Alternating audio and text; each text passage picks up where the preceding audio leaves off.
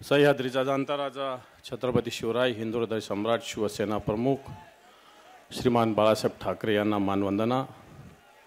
व्यासपीठावर उपस्थित शिवसेनेचे पक्षप्रमुख माननीय उद्धवजी ठाकरे साहेब, शिवसेना नेते मान्य संजयजी राऊत साहेब, मान्य अरविंदजी सावंत साहेब, उपस्थित व्यासपीठावरील सर्व मान्यवर, मोठ्या संख्येने उपस्थित सर्व या मतदारसंघातील शिवसैनिक, शिवसेनेवर प्रेम करणारे माता भगिनी आणि बांधवांनो, खरं तर भाषण मान्य उद्धवजी ठाकरे साहेबांचं आहे, पण तो एवढ्या प्रचंड संख्येने आपण इथं उपस्थित आहे, भगवं वादळ या मोताळा आणि या बुलढाणा मतदारसंघात आलेला आहे।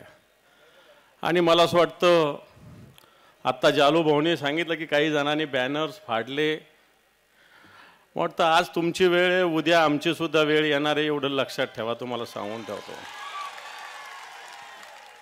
आणि मग तुम्ही तर फक्त बॅनर फाडले, आम्हाला काय काय फाडता येतं तेही दाखवून देऊ आम्ही, हेही तुम्हाला सांगून टाकतो। इथं पोलीस आहे त्यांनाही सांगून टाकतो, तुम्ही काही कोणाचे नौकर नाही आहात, तुम्ही सरकारचे नौकर आहात। एखाद्या आमदारा खासदाराचे नौकर असेल तर तुमची सुद्धा वर्दी घरी जाऊ शकते, हेही पोलिसांनी जरा लक्षात ठेवलं पाहिजे। कारण हे सरकार आहे, सरकार कोणाच्या बापाचं नसतं, सरकार जनतेचं असतं।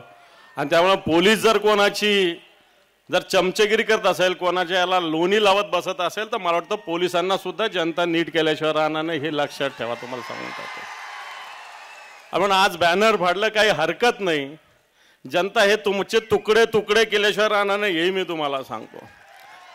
कारण मागच्या काळात तुम्ही कशा पद्धतीनं वागता, कशा पद्धतीनं बोलता, या मतदारसंघाच्या विकासाशी आपल्याला किती पद्धतीनं घेणं देणं आहे, या राज्याच्या जनतेच्या शेतकऱ्याच्या विकासाशी आपल्याला किती पद्धतीनं देणं घेणं आहे, म्हटलं हे सुद्धा जनता लक्षात ठेवत असते। आज या महाराष्ट्रातील शेतकऱ्यांचे अनेक विषय आहेत, आज सरकार शासन आपल्या दारी जायचं म्हणतं, पण आज या ज्याच्या दारात जायला पाहिजे त्याच्या दारात सरकार जात नाही। सरकार जातं खोक्यावाल्याच्या दारात, सरकार जाऊन पोचतं भ्रष्टाचाराच्या दारात जाऊन पोचतं, टक्केवारी देणाऱ्याच्या दारात जाऊन पोचतं सरकार, सर्वसामान्य माणसाच्या जनतेच्या दारात हे सरकार जात नाही, हे सर्वसामान्य माणूसही सांगू शकतो। आणि म्हणून आज या महाराष्ट्रातील शेतकरी, मग कापसाचा विषय असेल, सोयाबीनचा विषय असेल, तुरीचा विषय असेल, मुगाचा विषय असेल, जो विषय असेल, कांदा इकडे नाहीये पण कांद्याचा विषय असेल, या सगळ्या विषयामध्ये महाराष्ट्रातला कोणताही शेतकरी आज समाधानी नाहीये। आज कापसाचा विषय घेतला, उद्धवजी ठाकरे साहेब मुख्यमंत्री होते, 9,000 पासून 12,000 रुपयापर्यंत भाव होता। आज या कापसाला 5,000, 5,500, 6 रुपये भाव आहे। कापसाला हमी भाव वेगळा द्यायचा, परंतु प्रत्यक्षात या हमी भावापेक्षा सुद्धा कमी खर्चानं शेतकऱ्यांकडून कापूस घेतला जातो, ही स्थिती आहे। एकीकडे कापसाला इथं भाव नाही आणि एकीकडे परदेशातून कापूस आयात करायचा, अशा प्रकारचं धोरण आहे। ज्या गोष्टी आयात केल्या पाहिजे त्या करायच्या नाही, ज्या गोष्टी निर्यात केल्या पाहिजे, कांद्याची निर्यात केली पाहिजे तर त्याच्यावर बंदी आणायची, कापसाच्या आयातीवर बंदी घालायची तर ती बंदी घालायची नाही, असं उलट सुलट धोरण केंद्राचं या महाराष्ट्रात या देशामध्ये चालू आहे। आपण अशा पद्धतीनं धोरण जर चालू असेल तर या सरकारला आपल्याला वठणीवर आणावं लागेल। कारण आज कापसासाठी आणि सोयाबीनसाठी आपण पांढरं सोनं पिकवतो, या कापसाला पांढरं सोनं म्हटलं जातं, परंतु या सोन्याला भाव आलेला नाहीये। भाव या हरामखोर या गद्दार लोकांना भाव आला, यांचे भाव आपल्याला खाली आणावं लागणार, लक्षात ठेवा। आणि म्हणून बांधवांनो, मी जास्त बोलणार नाही, मी एवढं सांगेल की आजही या मतदारसंघामध्ये पिण्याच्या पाण्याचा प्रश्न आहे, सिंचनाचे जुने प्रश्न आजही जसेच्या तसे।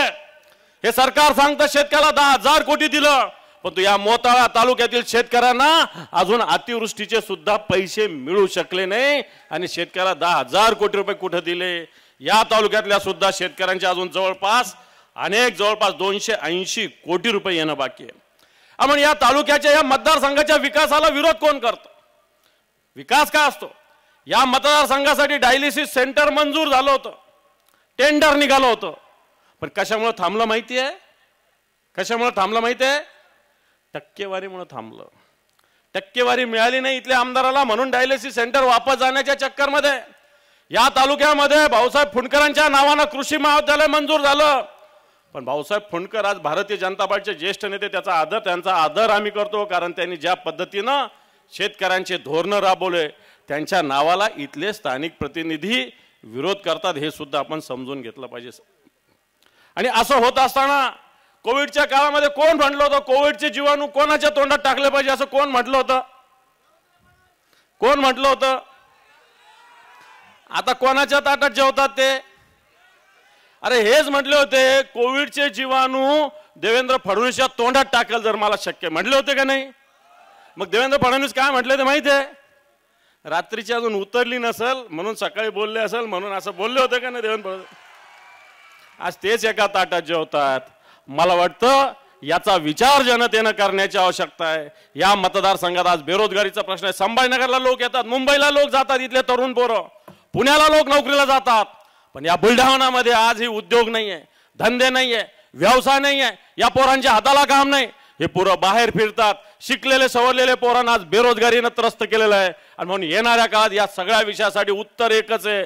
या महाराष्ट्रात आश्वासक एकच माणूस आहे, एकच व्यक्ती आहे, आणि ती म्हणजे माननीय उद्धवजी ठाकरे साहेब। लक्षात ठेवा। आणि म्हणून येणाऱ्या काळात परिवर्तनाची नांदी ठरलेली आहे। याचं नेतृत्व करणार उद्धवजी ठाकरे साहेब, आणि आपण उद्धवजी ठाकरे साहेबांच्या मागे सगळे मिळून खांद्याला खांदा लावून उभे राहण्याचा संकल्प करू। एवढं सांगतो आणि थांबतो। जय हिंद, जय महाराष्ट्र।